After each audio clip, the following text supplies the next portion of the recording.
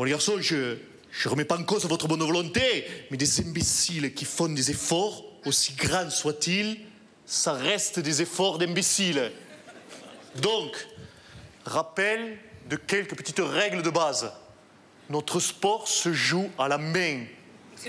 Et je vous encourage, pour les plus doués d'entre vous, à utiliser les deux.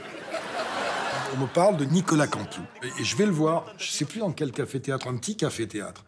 Et là, moi, l'imitateur, je me fais bluffer complètement parce que il y a le talent d'imitateur et il y a l'écriture aussi. Également, le panneau marqué « Les visiteurs ».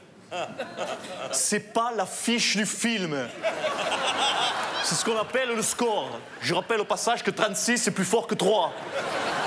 On se renifle comme deux animaux et il ne sait pas s'il va me produire ou pas. Il a envie, mais il me toise, il me jauge. C'est plutôt lui qui se pose des questions. Et ce qui a fait trancher le truc, j'ai demandé de venir me rejoindre après une émission à Brie-sur-Marne, dans la loge. Et on a discuté, et quand on est reparti au bout d'une demi-heure, on marchait dans le couloir. Je dis, attends 2 secondes, il pense que j'ai oublié quelque chose. En fait, je vais juste éteindre la lumière.